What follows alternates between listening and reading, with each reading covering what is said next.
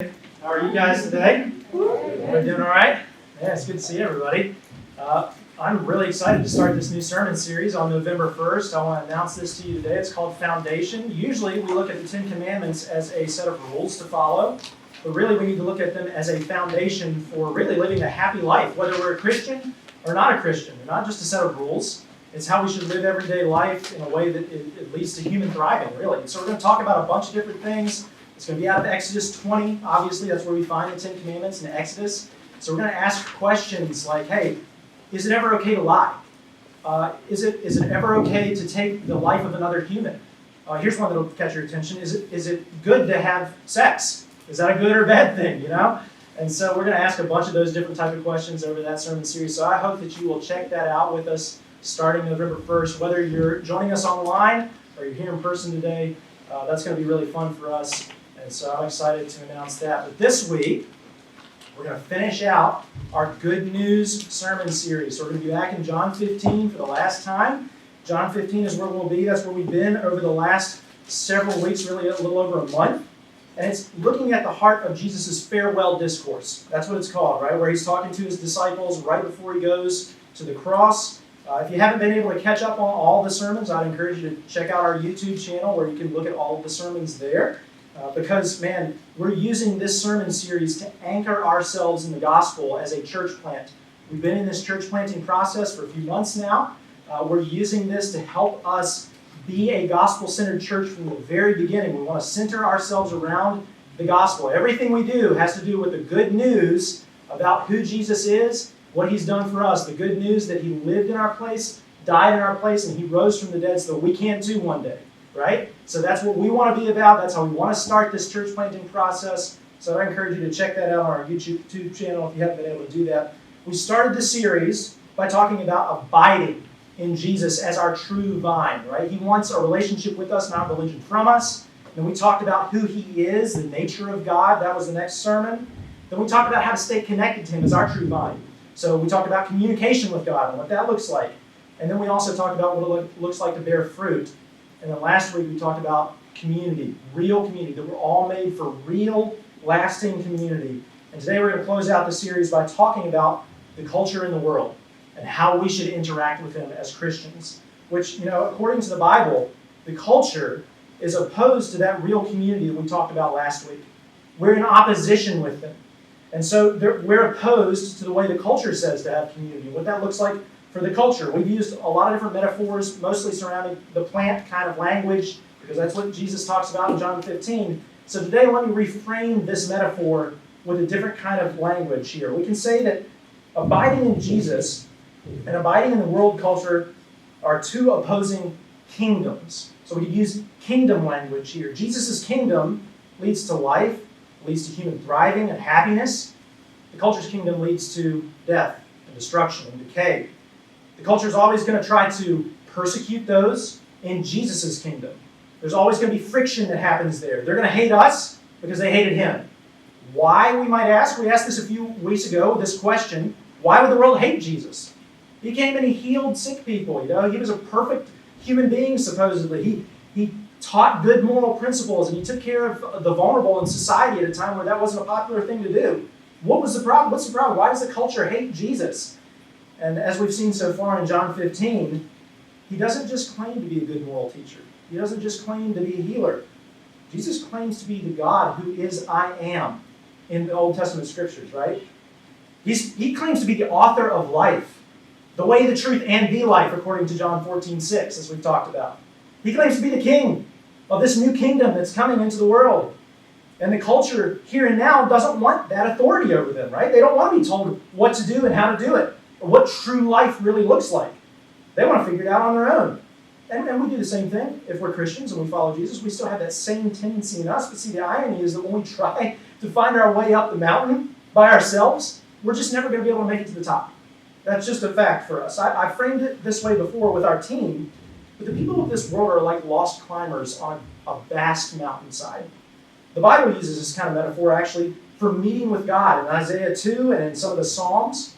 Because really, it's this principle that the mountaintop experience, meeting with God, is the pinnacle of human experience. It's what we're made for. It's that moment where we finally realize our purpose and our intrinsic value and everything that leads to happiness and joy and fulfillment in the human life is meeting with Him on that mountaintop. And even the culture uses this language when they have these kind of experiences, right? They have emotional highs, they get the job they wanted, they get the house they wanted, they worked really hard to get something, they finally obtain that. Those are mountaintop experiences, we'll call them. Yeah? But see, the problem is those experiences never last. And it's because they're not the real mountaintop. We think that's what we're looking for, but it's not. They're false summits. And it's really frustrating to work so hard to get something like that and to get to that top, only to get to the top and then look and see that there's actually a real mountaintop somewhere off in the distance that you have no idea how to get to on your own. Man, that happens in our culture all the time, right? We meet these false summits. And it's just really frustrating to get there only to think that that's not really what we were looking for in the first place. People in the culture will say things like, well, look, I finally made it. Hey, I've got that job that I want. I've got the house that I want. I've done well for myself, I've heard people say. I've got the spouse, I've got the kids, I've got the family. And we could obviously go on with that over and over.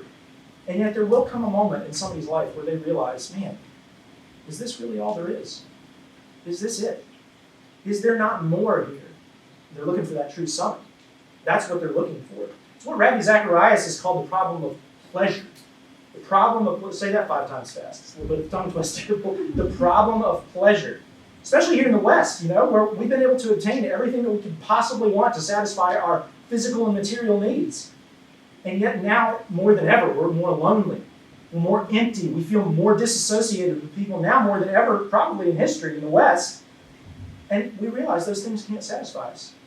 Beckett Cook is a great example of this. He learned this thing exactly when he was a famous Hollywood set designer. He thought he'd obtained everything that he could ever want in the American dream and what the American dream had to offer him. He got fame in Hollywood. He was in all the right circles. He had a longtime boyfriend who he thought could make him happy and please him. He had wealth. He had the dream job. He had world travel. He had it all. And yet he said he was empty. He didn't know what he was looking for until he met this man named Jesus Christ.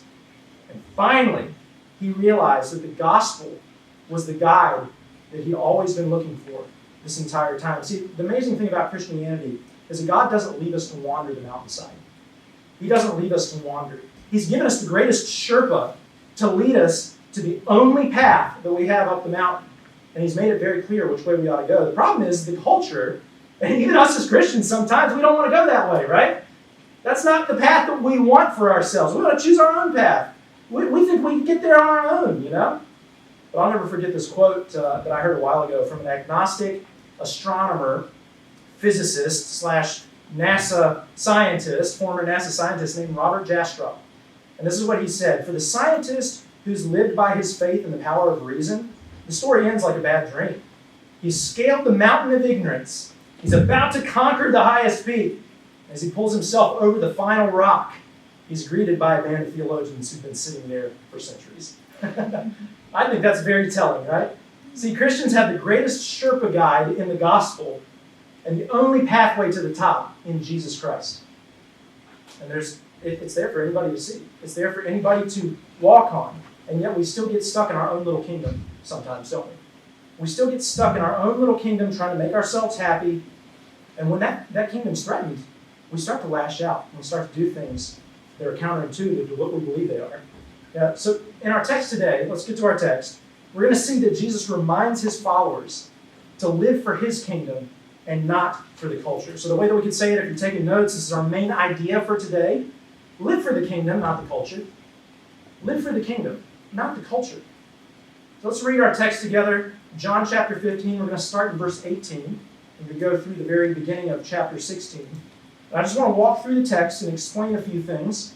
And I've got 2 big takeaway points for us today, all right?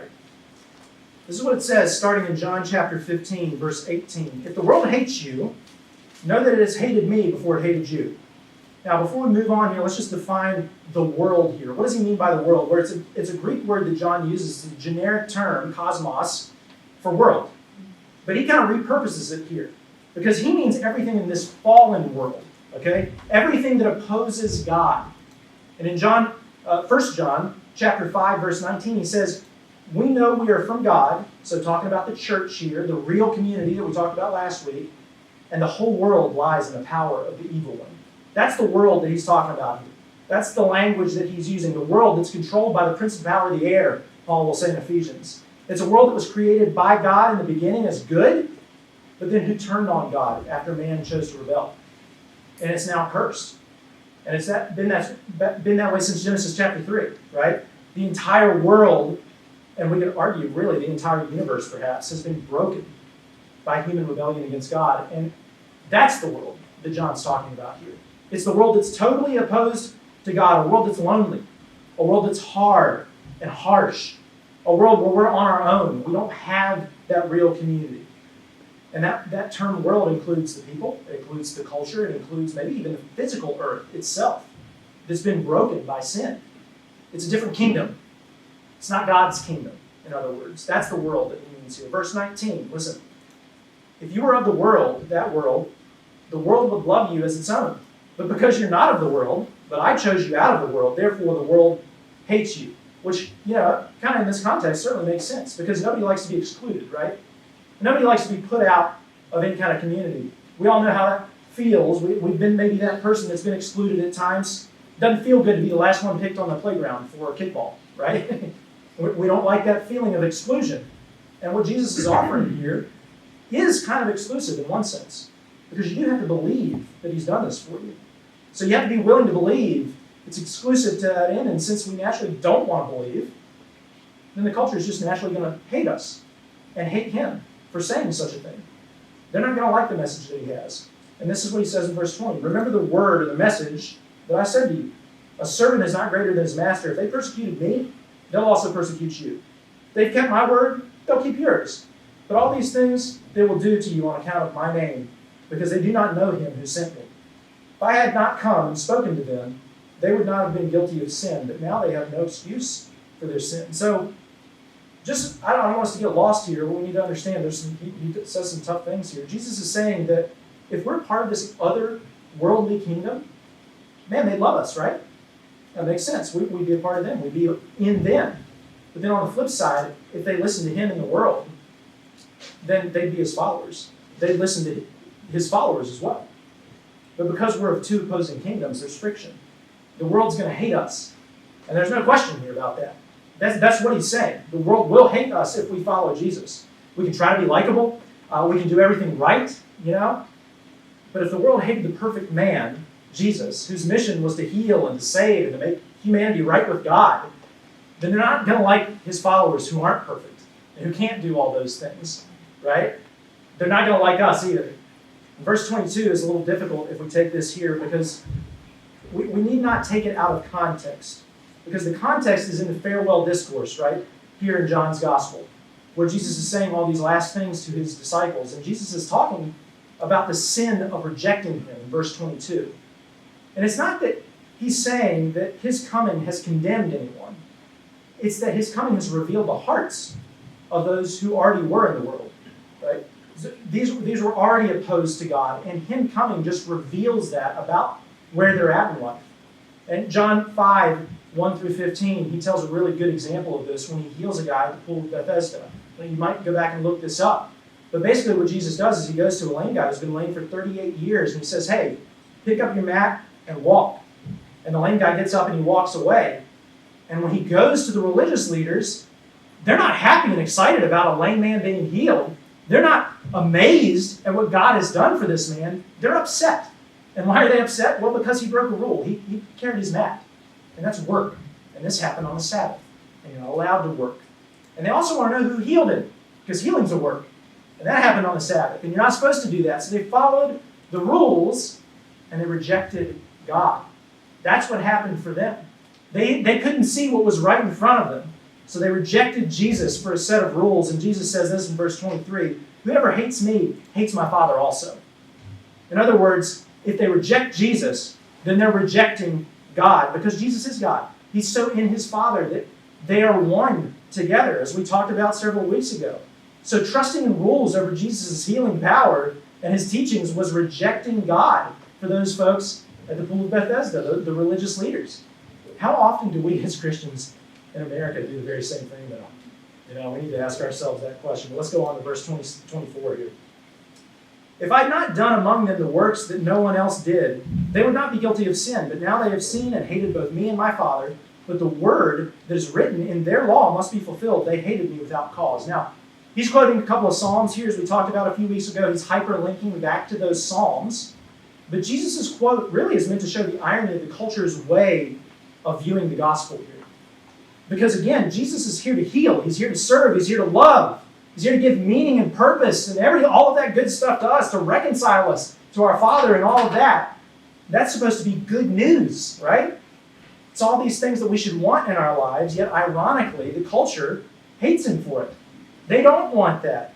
So the culture and the people of the world, they reject Jesus without a cause. They should be worshiping him and thanking him, but they don't. Instead, they reject him. He says in verse 26, when the Helper comes, whom I will send to you from the Father, the Spirit of truth who proceeds from the Father, he will bear witness about me, and you also will bear witness because you have been with me from the beginning. Now, we're going to come back to these verses because these are really important for us today, but let's finish by reading the first 4 verses here in chapter 16. He goes on to say, I've said all these things to you to keep you from falling away. They'll put you out of the synagogues. Indeed, the hour is coming when whoever kills you will think he's offering service to God. And they'll do these things because they've not known the Father nor me. But I've said these things to you, that when their hour comes, you may remember that I've told you. Now, that's really important. I want to just go ahead and dive into our points for today. I have 2 big ones for you, and the first one is this, coming right out of the text. The culture will hate you. I don't know if he made that clear enough, but the culture will hate us. Okay, that's just right there in the text. That's the point of verses 18 through 25. He uses this entire section to say, listen, they will hate you. And if you follow Jesus and live for his kingdom and not the culture, they're not going to like it. Now, we've defined culture before in our sermon series, but it's the collective characteristics of an entire society, right? It's a way of life in a particular group of people. And doesn't it make sense here that a culture that is full of sin and brokenness, they're going to just naturally want to reject God and his purposes? And I know that the point here seems like a no-brainer, right? The culture will hate you, right? But we should ask, why does Jesus tell us this? Why does he want us to know this? What's his point in saying all this? And verse 1 in chapter 16 says it. I've said all these things to you to keep you from falling away. He said all of these things to make sure that he wants them to know what's in store for them if they follow Jesus. He wants them to count the cost. We did this with our church planting team before we came to Roanoke, right? We tried to help you all recognize all of the difficulties that there would be in planting a church so that you could prepare ahead of time, so that you could understand it's not easy to plant a church. It's not easy when you go from a 3,000-person church down to a 40-person church, right? It's not easy. We want you to be prepared for those things so that you don't fall away. This is what Jesus is talking about here. He wants them to know, to count the cost. You see, as Americans, what ends up happening is we're used to living the good life, right? We've got bumper stickers that say things like, not all who wander are lost. That's the kind of culture that we swim in right now. So do we really believe that the culture is actually against us as Christians? I think that's something that we need to understand. Do we really believe the culture hates us? Is it something that we've let sink into our lives? Are we holding out hope that we can still win over some people and get them to like us in the culture? See, there are a lot of directions I think we could take this today, but I want to talk about 2 reactions that I think we have as Jesus followers in the face of cultural persecution, or opposition, we'll say this week.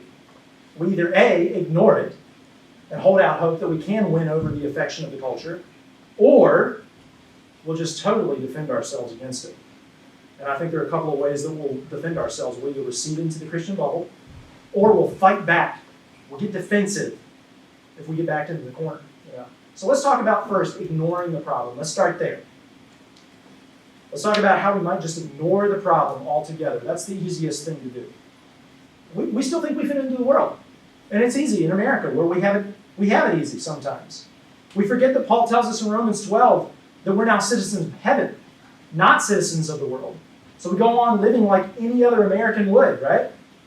Our worldview doesn't come to bear on how we make decisions, what we see in the news, how we filter our music or our movies. It doesn't change how we watch anything on social media and how we think. It doesn't change any of that, because you almost can't tell us apart from the culture. We look like the culture because we think that we can still fit it. We're just ignoring that there's opposition there. We don't want them to hate us, and we just think, okay, I'm just going to keep living my life like I normally do, and we look like the rest of the culture does. And listen, I think you should write this down. If we look like the culture's kingdom, we're not of God's kingdom. If we look like the culture's kingdom, then we're not of God's kingdom. And I know that's a tough way to kind of start on the sermon here, but man, if we're not willing to live the way that God has designed for us and things, then we're rejecting Him. And it's just that simple.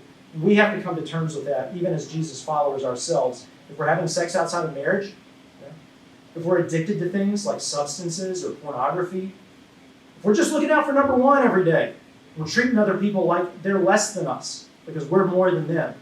Things, any of that, we put our career first, we put all of these other things first, then we look like the American culture, don't we? That's what America looks like. That's how they live. We've got to be different as Christians.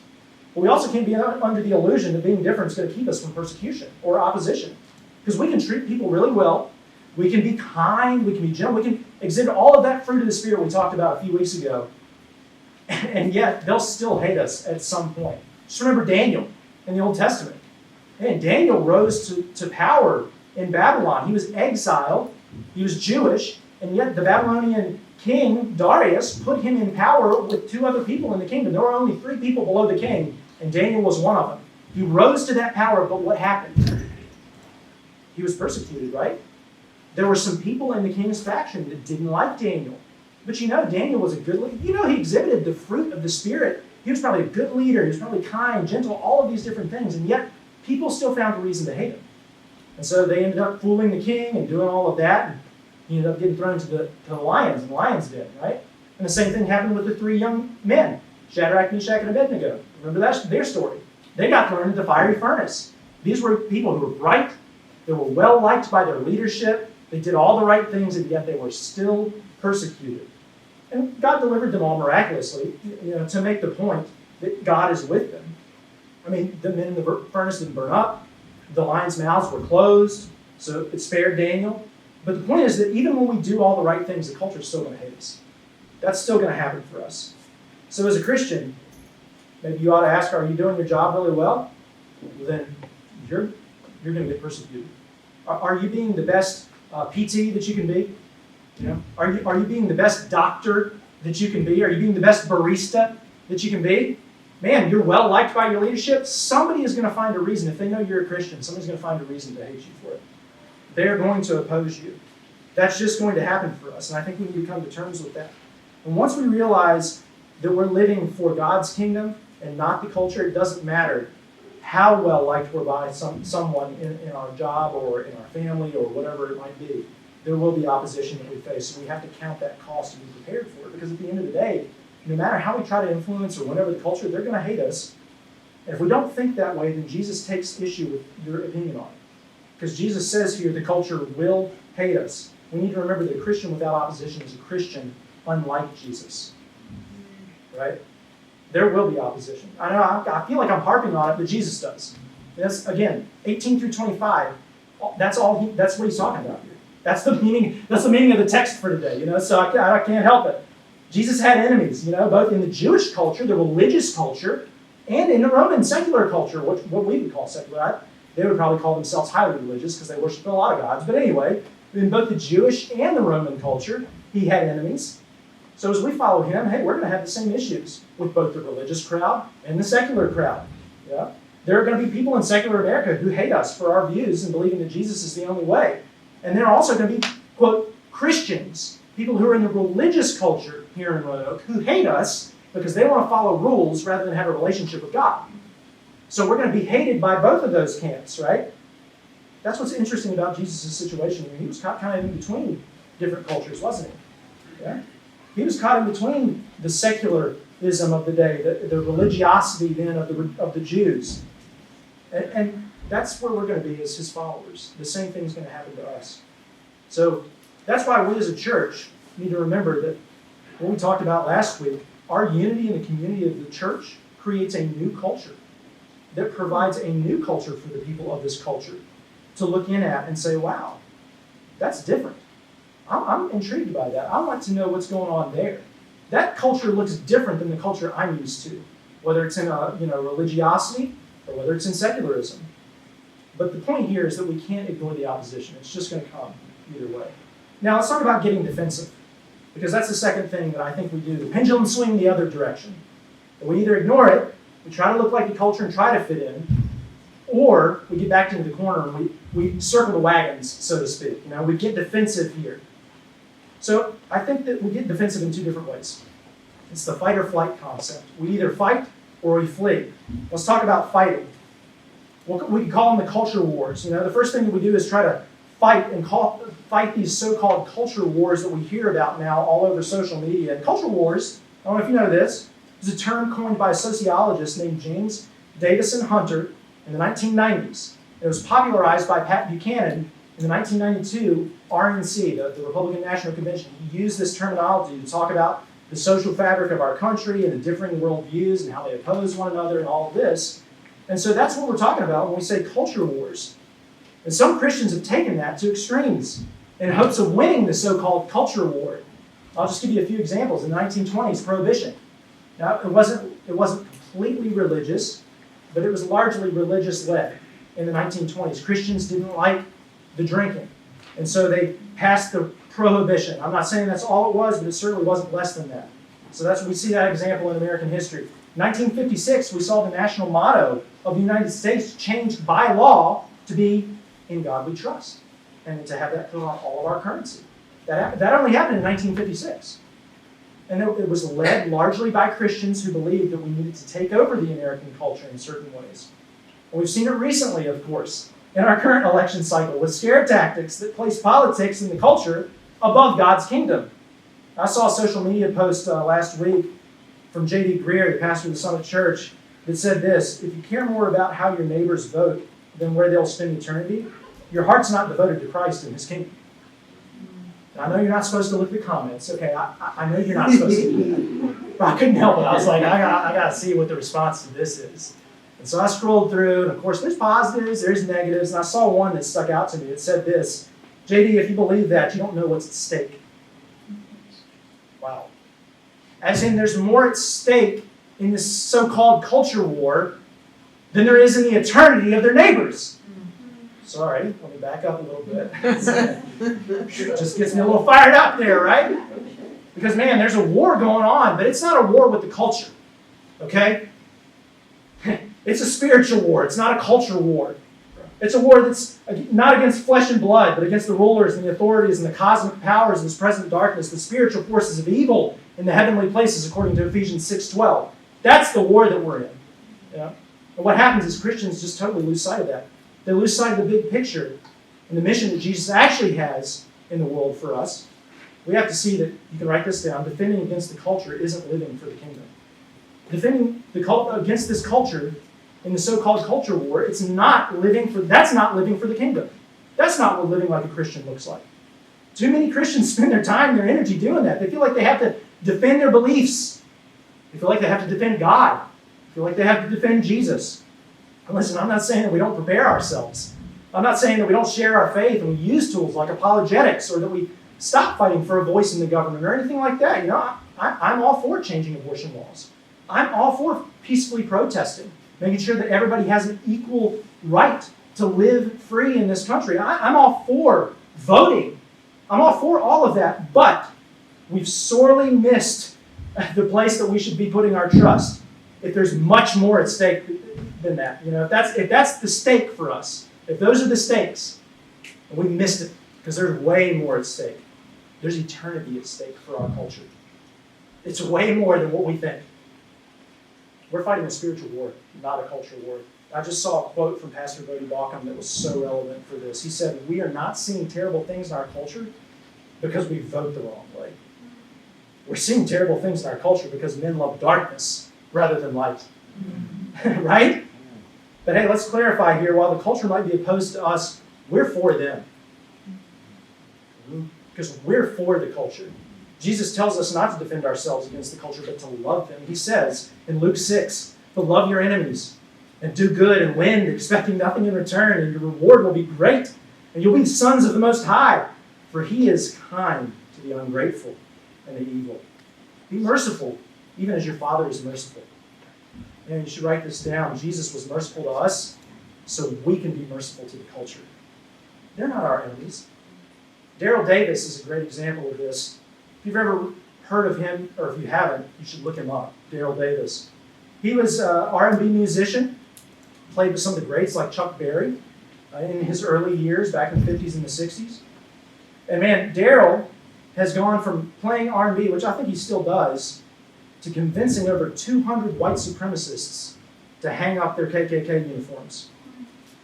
Daryl is incredible because he has helped over 200 people de-radicalize out of white supremacy. Now, what's his secret in doing this? He just sits down and talks to them and he listens to them. He listens to what they have to say. He knows that they hate him. And he asks them if they'll come to his home, sit down and talk to him, or he can go to their home, and I'll have a conversation. And he said, I don't like what they're saying most of the time. It makes me upset. I hate it. But I don't hate them, and I want them to know that I care about their view. And so he sits down and does it. He's done this with over 200 people. He said he gets a lot of hate from black people. He said people are upset with him for having a conversation about this. And then he says, well, come here, let me show you something. He opens up his closet with these 200 and some Klansmen uniforms that have hung there. And he said, I've seen 200 people come out of white supremacy. What have you done? Right? Man, this dude knows what's up, doesn't he? Man, that should be our response to the culture. Love, not hate. And we see this in the Bible as well. You know, Jesus had zealots who followed him. Jewish zealots were people that were opposed to the Roman culture, and they wanted to remove their occupancy by force.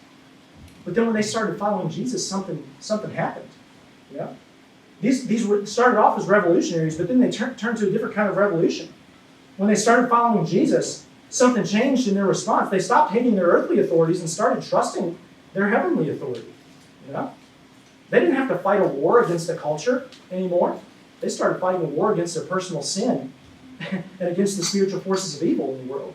And eventually 11 of the disciples would go on to be martyred.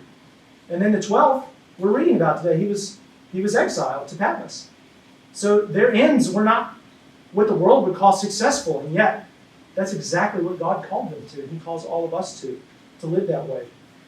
The culture hated them. They accepted it, and they had joy in that. Listen to what Jesus says in Luke 6:22.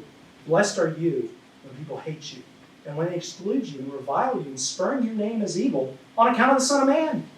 Rejoice in that day and leap for joy, for behold, your reward is great in heaven. For so their fathers did to the prophets. This has been happening, really forever. And we're to have joy when the culture opposes us, whether it's the government, a business, an individual, or something else. Our response should be like Jesus' response toward us. When we were his enemies, he came into the world for us. Right? He loved us as his enemies. Jesus, who for the joy that was set before him endured the cross, Hebrews 12:2 says, to make you and me right with God. Though he was excluded and reviled and spurned by us, he laid down his life for us. That's what he's done for us. And it was for his joy. He did it for his joy. And now his sacrificial love motivates us to live for his kingdom, even when we're persecuted, even when we're opposed. And not to worry about defending ourselves against the culture in any kind of way. But then there's a second response here, not just fight, but also flight. We get in the Christian bubble, don't we? Sometimes this happens for us. We might not be fighters, we might be fleers. And hey, you know what? Sometimes that's good. We need to do that with sin in our life. You know, I'm not saying we don't flee from things like sin. We need to put up barriers and all of that. We're talking about the culture here. And when we do this and we retreat into our Christian bubble, it's not ignoring the problem like we talked about in the first pendulum swing. It's usually understanding very clearly that the world hates us and we retreat from the world. We don't engage with it. We're afraid of it. And so basically what we're doing is we're living in fear because we're fleeing here. M. Night Shyamalan's movie, The Village, is a great example of this. How many of you guys have seen The Village? Okay, well, you ought to go look it up and watch it if you haven't. It's a cinematic marvel. I think it's incredible. It's a great story. And basically what the story is all about is there's this great reveal because it starts off set in a village. It looks like it's in the 1700s or 1800s or whatever. There's no electricity and all that. They're dressed very, old-fashioned. But then it turns out that this group of families really moved there out of the modern world. And they retreated into this little bubble because they wanted to protect their families and the children from the outside world.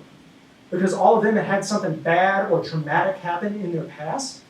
And so they felt like they needed to retreat into a little bubble. They've been deeply hurt and scarred. And so the great irony of the movie, though, is that because they were afraid and they retreated, they used fear and the very same tactics to keep their children in, to keep them safe. And so they were ruled by fear. Fear is what drove them. They even used a monster, a made-up monster in the woods, to scare their children, and it ended up with the loss of human life. It ended up with the disillusion of the youth. It ended up failing. And that's what fear often does. Because fear, what it does is it traps you. It doesn't set you free, right? It gives you the illusion of control, which you never fully have in the first place. So what really happens is if you live in fear, you're not in control, your fear is. Your fear is in control if that's what you were living in. Which also means for you, Jesus isn't in control if you're a Jesus follower. Because when fear's in control, Jesus can't be in control, right? So it causes you to vote for a candidate out of fear. It causes you to control all of the relationships that you have in your life. It causes you to control your children if you have children and their lives out of fear. You become a slave to your fear, and it affects everyone else around you. But listen, Paul said this to Timothy, God gave us a spirit, not of fear, but of power and love and self-control. So we're here to love, not get in some holy huddle and get in a bubble and break away and make sure that we don't get around the culture so they don't taint us, right? And we don't get in, they don't rub off on us. Man, we need to understand that we shouldn't be running from the culture. We should be running to them. They need help desperately. And we need to be there to show them that we have a better culture to offer them. You could write this down. We need to live boldly for the kingdom, not in fear of the culture. That's the whole point here. Live boldly for the kingdom, not in fear of the culture. The culture overall may be against us. But man, there are a lot of individuals out there who need to hear what you have to say, and they will believe. Now, let's believe what Jesus said in Luke 10:2, right? That the harvest really is plentiful. There are people right here in Roanoke who want to hear and want to believe what you have to share with them. Man, let's believe that that's true, right? But it seems like sometimes what we do is instead we run from these kinds of conversations. We say we want to be a part of the harvest, but then we get this victim mentality and we start backing up and we say, well, I know the culture hates me, so they'll just shut me up anyway. I better not say anything. I don't want to get beat down. What's the point? Why should I share? So we're basically saying no for people. And maybe we do it because we don't know what to say. Maybe we do it because we don't feel equipped. We don't know what to do in the moment, right? We don't think well on our feet or some other excuse that we might give. But whatever the reason is, I want to encourage you that verse 26 here reminds us that we have a helper, right?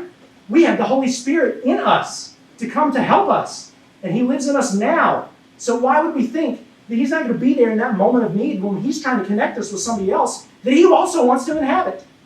He's going to do that on our behalf. He's going to do that for us. He's going to do that through us. Man, He wants to give Himself to our neighbors. And so He's going to work through us in that. He's there to help us. But, I get it. Sometimes we're just not as prepared as we should be.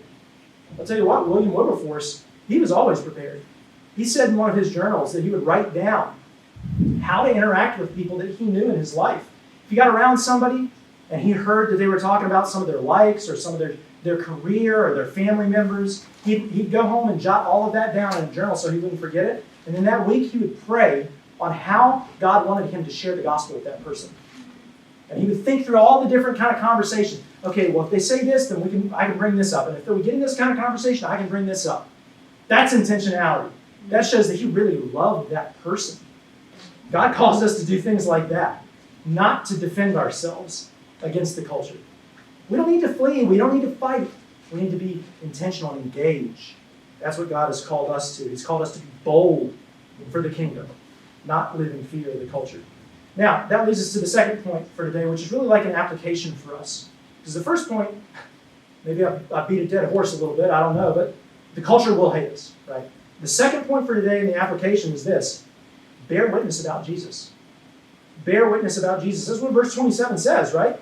And you also will bear witness because you've been with me from the beginning. Verse 26 says that we're filled with the Holy Spirit, and He bears witness. And then He's also going to bear witness through us in verse 27 to the rest of the world, because we're going to be filled with that same Spirit. So don't ignore the problem, don't get defensive and fight and flee. Instead, bear witness about Jesus. Both, in what he's done in your life, but also according to the Word of God and what it says about what Jesus has done for us. Sharing isn't the word here either. Sharing's not the word, it's bearing. That's the word that he uses, right? We talked about this in the planting process several months ago with the team, but the culture doesn't want what you have sometimes. Well, they do want joy and peace and happiness and all of that, but they don't want it your way, because your way is the Bible's way, right? And so we're not called to share something, because sharing implies that they want what we have. Sharing implies that they're inviting us to share that. Maybe some will. I'm not saying that's across the board. But by and large, if the culture hates us, they don't want to hear it.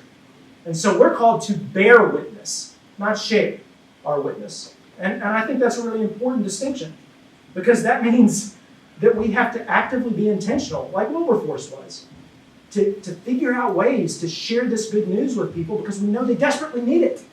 We know that we have the mountaintop, and that's where they're trying to get, but they just can't do it on their own. And we talked about what bearing means as well when we talked about the fruit of the Spirit and how we bear fruit. But it's this idea that we're carrying something that's not our own.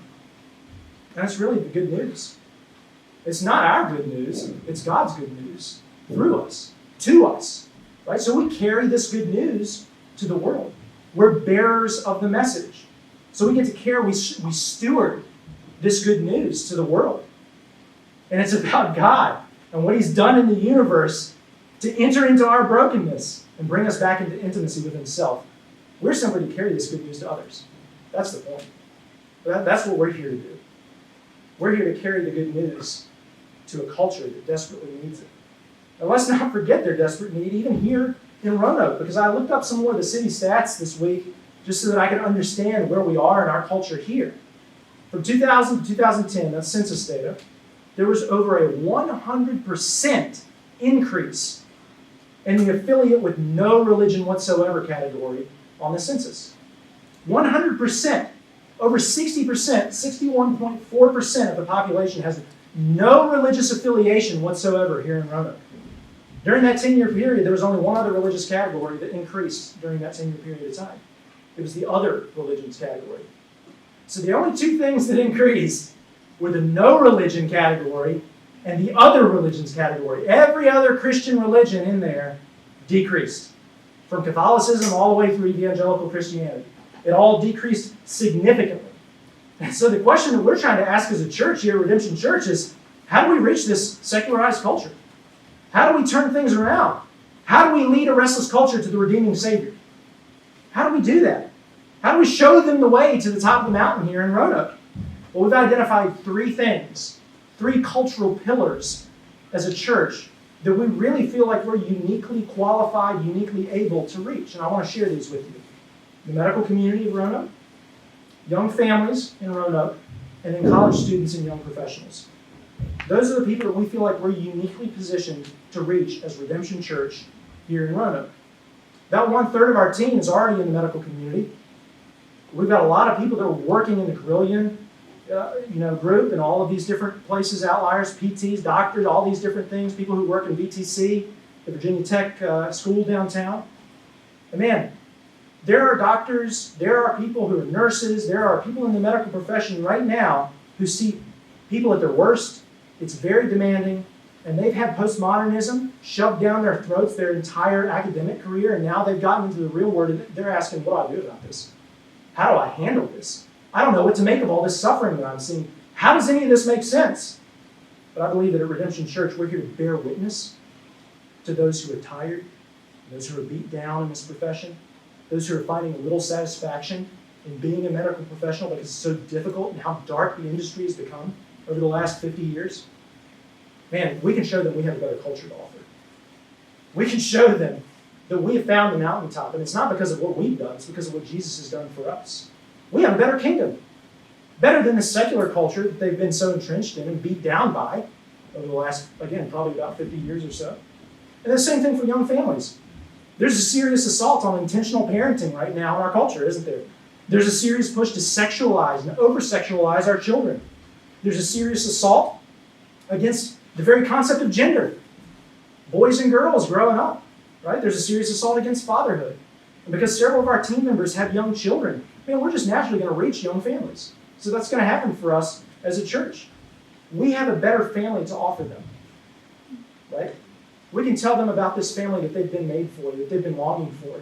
So I'm praying for people like on Evelyn's soccer team, people of the culture of Roanoke that have young families that I can get around. We're going to try to invite some people over for Halloween. We're going to try to use that time to really engage people in the culture. Man, I think we have a better thing to offer than what they've been given in the world. We're called to bear witness about this better family that we're a part of for them. And then finally, I think we can reach college students and young professionals effectively. And there's nothing more effective in the kingdom of God than college students and young professionals. There's an energy there, there's a hunger, a drive. They're just starting off. But during that time period, they're very emotional. They're shaping their worldview, right?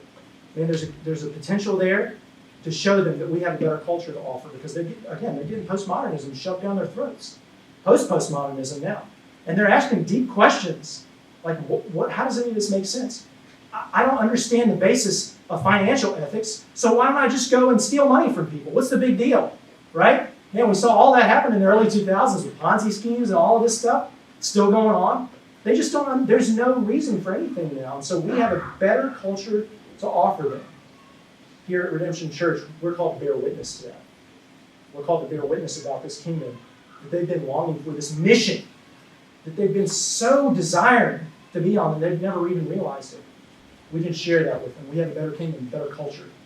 Now, in mentioning these three cultural pillars, that doesn't mean that people who aren't a part of them don't have a place in the mission here at Redemption Church. They do. We want to be what we're calling a next generation focused church.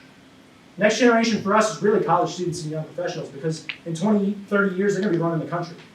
They're going to be the culture influencers.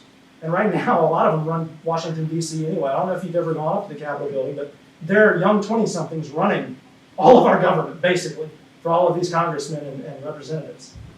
They are cultural influencers. And so for us, that means we need to get around college students.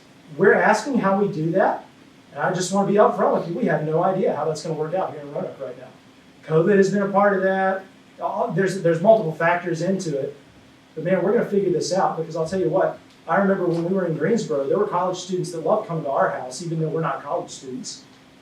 They love going to somebody who's a retiree's house, somebody who's willing to cook food for them, and give them a second home, a home away from home. We had that happen. We had some college students over at our house multiple times. At one time in particular, I remember, she said, I haven't had a home-cooked meal since Christmas.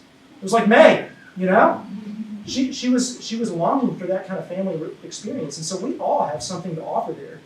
But what it's going to take is us being in that same direction. We've got to be the school, not the shoal, from a few weeks ago, right? We've got to be moving in the same direction so that we're all in that same mission of reaching the next generation. And we want to be a next generation focused church. So don't worry, everybody has a place in that mission. And that's why we gave you the inviter cards on the chairs. You guys see the inviter cards around, right? I want you to take those home with you because we want to try to equip you to both go and tell people the gospel, share the gospel where you are, where you live, work, and play, that kind of concept. We also want you to tell them, come and see. Invite them to Redemption Church. Use the community, the real community around you. Invite them to your community group. Invite them to do things on Halloween and all these different things. Invite them so that they can get around the community. Take those inviter cards this week and next week and really pray about who God wants you to bear witness to. Who's the one person that you can invite to check out Redemption Church for our new sermon series on November 1st? Right? Who's one person that needs to hear the gospel from you this week? You need to bear witness to them. You need to guide them to the mountaintop, so to speak. Because that mountaintop, man, it's where we're heading when we enter into God's kingdom as Jesus followers. Isaiah 2 uses a metaphor, and I want to end by reading this for you. It says, in the last days, the mountain of the Lord's house will be the highest of all, the most important place on earth. It will be raised above the other hills. People from all over the world will stream there to worship. People from many nations will come and say, come, let us go up the mountain of the Lord. And that's our hope. That's where we're going as Christians, as Jesus followers, as people connected to the vine, as people abiding in Jesus, as we've talked about throughout this entire sermon series. That's the good news. That's what we're going toward. man, let's invite other people into that with us. How could we not? If we found the way up the mountain, if we found the true path in knowing Jesus Christ, how can we not direct others to that path? How can we not bear witness to them on that? Man, are we concerned enough about people in the culture around us here in Roanoke right now to invite them to climb the mountain with us to the top? Let's think about that. Let's pray. God, thank you that you have given us this great good news. Thank you, God, that you've given us a better culture to offer. That we're a part of a new culture, a new family. We're in the vine. God, thank you that it leads to life. Thank you that it leads to happiness here, right now. No matter what our circumstances are, no matter how hard life gets, we can still have joy. We can still have satisfaction. God, thank you that that's what you offer in knowing Jesus. And this is what we've always been missing out on. It's what we've always desired. Simply to abide in you, to dwell in you as our house, on the mountaintop with you, you say here in Scripture in Isaiah 2. God, help us to invite others into that. God, give us as a church, Redemption Church, a burden for Roanoke, the city of Roanoke. Help us to love the people here. Help us to love the culture. God, help us to share this good news with the people around us and to offer this witness that we have, that we've been given to steward, this good news message. Help us to offer that to people around us, whether they want to hear it or not, whether we get hated or not, whether we get opposed or not. It doesn't matter. That's what you called us to do. That's why we're planting the church. That's why we exist as a church, to lead the rest of this culture to the redeemed Savior. God, I pray that you'll use us to see that harvest. God, please, I beg of you, use us to reap that harvest. That's why we're here. And God, if you would have us to be a 50-person church, that's up to you. It's not about numbers. It's not about the people who are here. And yet it is, because, God, we believe that people are the mission. We believe that you want us to reach people in the culture. We believe you want us to multiply. We believe you want us to send so that we can multiply in other places around the country and around the world. God, I pray that you'll bring college students to us and that we'll be intentional to go to them. I pray, God, that you'll bring young families to us and we'll be intentional to go to them. And God, I pray that you'll bring medical professionals to us and we'll be intentional to go to them. And all of the other people in between, and that, God, we'll swim in the same direction. We'll live on mission together in unity and real community, offering your kingdom rather than the culture. And God, I just pray that as a church we'll live for you and your kingdom and not the culture. Help us today. We need you. It's in Jesus' name we pray.